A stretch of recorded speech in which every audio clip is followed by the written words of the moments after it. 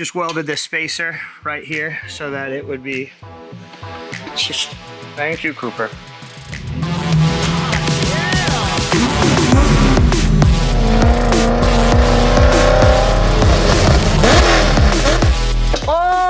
Is that seawater?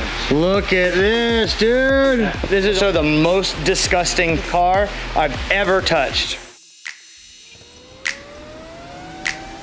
Moving on, the next thing I'm gonna do is the rear bash bar.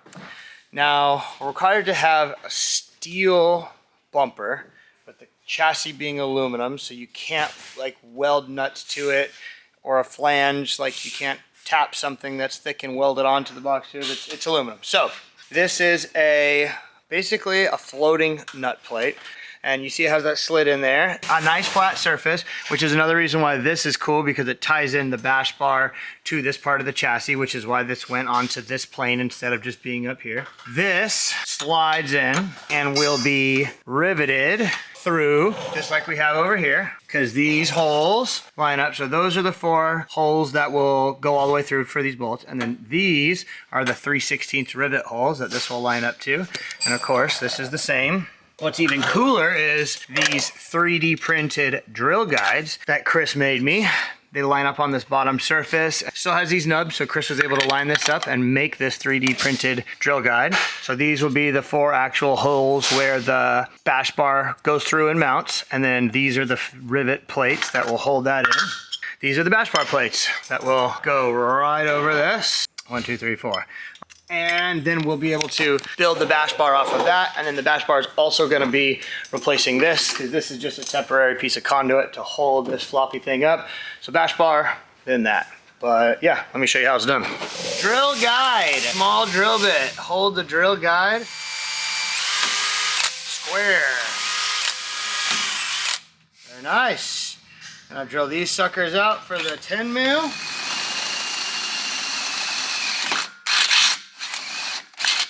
Let's assemble this sucker together. Okay. What a good idea this was.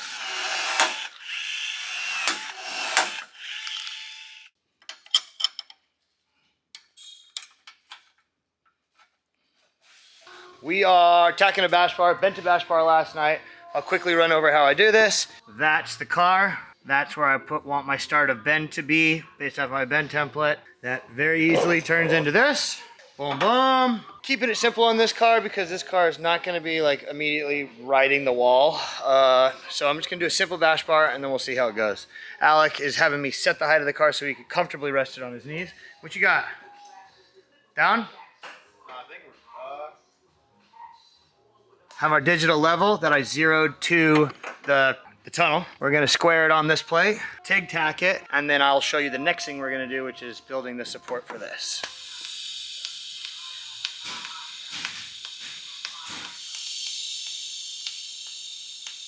Check it out. Bash bar. Perfect. I like the shape, not 90s. Kind of follows this a little bit because even the frame rails are not exactly square to the car. So wasn't quite sure where to be square, but yeah, that's it. Then I'll build something here and something here. But I'm happy with that. Probably weld that in full first before I build anything like that's pulling down on it. Should go do that. Okay, bash bar is welded. Let it cool, bolted on. I went and picked up some small tube for this part. Gonna do something like this, up, over, and down. Keep it simple, that's the plan. We got Troy over here getting ready to paint the rear window because we figured it's about time to put that sucker in because we're starting to add stuff on the back, like the trunk pop, the nitrous solenoid, the oil fill, the vent, all this stuff here. So we're gonna put the window in, gonna glue it in with some silicone and have it be done because we don't need to get through there. It doesn't really help working on wiring and stuff like the front does being out. So put the window in and move on.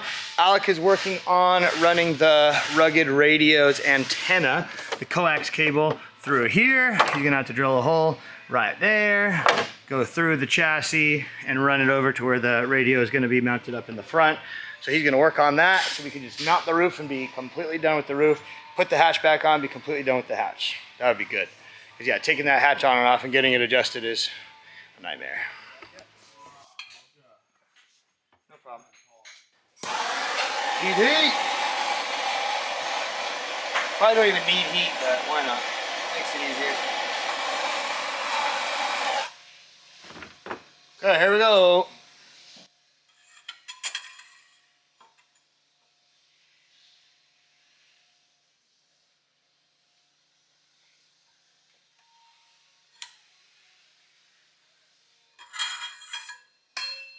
That nice tight radius.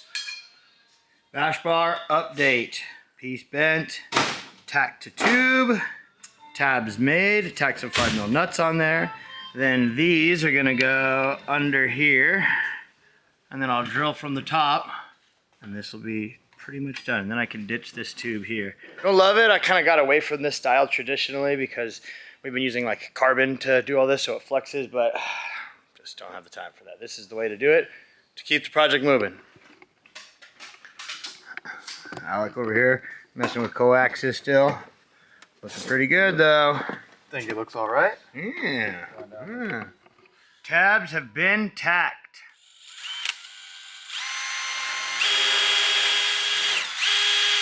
Okay, gonna be making braces for the quarter panels here to kind of hold them up, because obviously it's floppy. Got some thin wall, I guess this is 3/4 inch aluminum tube, super lightweight.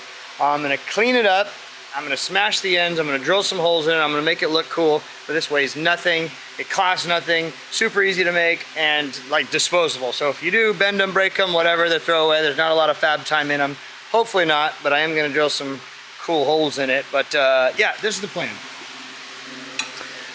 Basically, that's the plan right there. Super easy, super simple, nothing special. Boom, boom. But before I get started, I'm gonna clean them up on the lathe because they are just like super raw. Kind of a nasty finish on there. So check out this little tricky trick. Look, that right there is just pulled, purchased from the store. That is with just this. How easy that is.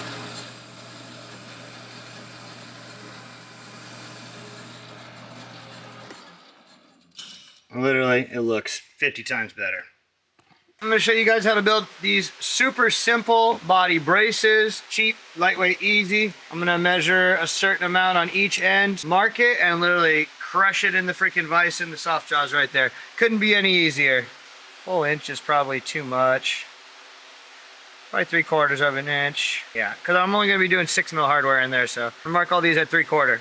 First one doesn't really matter the angle or the clocking. We're just gonna smash it.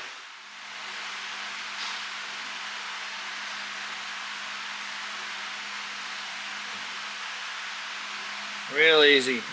Smashed. There's one with the angle. Same thing to the other. Smashy. Smash.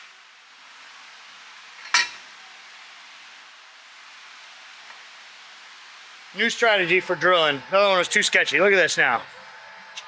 Smart guy. There we go. Oh, there we go.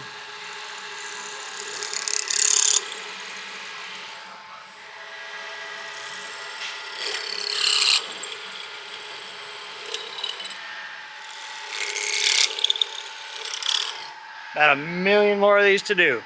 Okay, got this new countersink. Check this thing out. Oh, fancy Haas countersink. That's better.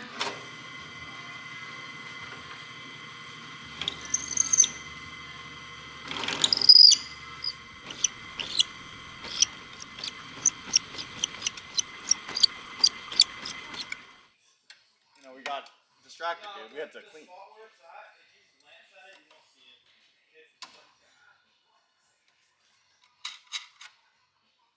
Damn, this thing's sick.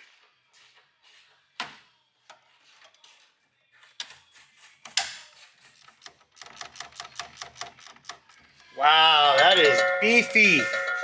Damn. You know, it only took me, what, 2 weeks? Not that funny because it's kind of true. Not really, but kind of. Simple and effective and light.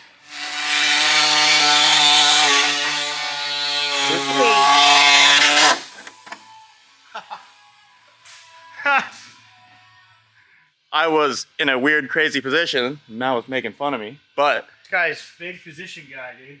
here's what I was cutting out. See up there, coming out of the purge solenoid is the purge line. And originally we were gonna make it come out of the purge solenoid and then like 90 directly up. But because we have the really cool Anderson Composites roof scoop, this is where the original vents go. And now they're all covered up. So if I was going to do that 90 and purge right out here into the engine bay, that's kind of scary because you might ghetto fog the engine and they'll run away from us. And from experience, now we know that's not a good idea. And so I sort of just follow the window line. Line's coming up around, and then I had to make a little cutout in the center, and then that guy will pop out right here. So boom, just like that. With the roof scoop on, it'll pop out there, and then the purge spray will come forward. I think it's pretty cool. The problem is I'm always gonna have to get into that position when working on this car, so don't know what we're gonna do about that. More body mounts, gun drilled, of course. Look at those freaking things. Very nice. They go down here on the subframe and attach to the rear bumper. Boom, boom, boom. So I can realistically put the rear bumper on, get all the hardware in it. But yeah, look at this. Nice. Over the top. Definitely did not need to drill holes in these little suckers, but how much freaking cooler this is. Alec is over here measuring out cords for the rugged radio intercom system. The coax cable is ran. That is one of the push to talk buttons and the headsets for the radio, the helmet plug-in. He's doing that. This car is going to have an actual intercom. You'll be able to talk to driver and passenger, and then driver will be able to talk out. So that's a pretty cool feature. He's getting that all squared away. We'll probably need a couple more cords from Rugged, and I'll kind of walk you guys through the system later on once we get the radio and the intercom actually installed. Which is an Adrian thing that he still needs to do, is make my center console piece for me. We'll see when that happens. I'm gonna put the rear bumper on, and the next thing I need to do is weld a tow hook here and a tow hook for the front. I should have done that before the dash bar got painted, but it's steel it, so all good. Did some more cool body mount things. This is for the rear bumper, all drilled and nice. So it sits basically like that and goes to these holes there and there. So that's all done and mounted. Added this for a tow strap so that the tow strap sticks right out here. I'll show you guys that way later. Cooper, you're always in my business, Cooper. You're always in my business. We're filming here. Front tow strap is also done. I'll show you guys. Just welded this spacer right here so that it would be... Thank you, Cooper. Thank you. Stop. Stop. Let me talk to the peeps over here. Go lay down. You have a bed over there. Go. Go over there. Go lay down. This nut and bolt sticks out the front bumper, really nice. And for the back, sticks out like this. Check this out. By bolting to this. Cool. So the rear here is pretty much done and secured. Alec's got cable madness going on in here with push to talks and rugged headset thing. As you can see, all that's going, moving. Nitrous line, nitrous feed line for the bottle. Done here. Wrapped it with some Thermaltech protectant because this is like a high abrasive. The line's constantly flopping over. You're doing it, you're throwing it, it's hitting things. Just wanted to do this to protect the line, make it easy to last for a long time. Over here, just gotta tighten that up. Oh, put the hood hinges on. Got those done. Anderson Composites A-pillars, those are all on and done. Freaking gangster scoop. That thing's on, done. Gonna run out of stuff to do here pretty quick. Oh, rear sway bar. Yeah, I found another company. I'm gonna look into them right now because Speedway, who I used to buy my Speedway bars stuff for, I guess went out of business. That's sad to hear. So figure out some sway bar stuff, but yeah. All the boys put the springs on. Those are good. I gotta order seat brackets, sway bar. I'll do some ordering. Oh, doors. Yeah, I'll show you guys the doors. We glued on this edge molding here, so it's currently getting glued right now, so that it totally makes the door sealed and seamless. That's really nice. That is almost done. Got to fill this little gap right there, but that's it.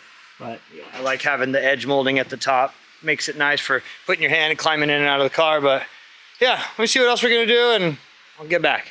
I'm going to show you guys a little trick that I do. A lot of people use the Woodward racing steering columns. These things are super nice, convenient, make life easy. The one thing that I don't love about them is that it has no centering spline for the steering wheel. So that means that, yeah, you could be a spline off this way or that way or that way. So what I do is I Bridgeport out and I put a groove in this spline, in the major spline, so that it becomes just one big spline. And then I come in here and I weld in that little master spline right there. Think about it, maybe I'll put like some quick steel. I always welded it and it always sucks to weld. Maybe I'll do a little quick steel or something. I don't know. Either way, I basically fill that so that it has to go in only in that one spline so you know where it goes. And then remove a spline from there so that makes it an extra wide guy, and then boom, it's centering. So now that the steering is fully installed and squared and everything, I just remove this bolt. We can take this off. I'll go put it in the Bridgeport, put a slot in it, and be good. All right, water jigged up, locked in. Let's take it easy, little 15er.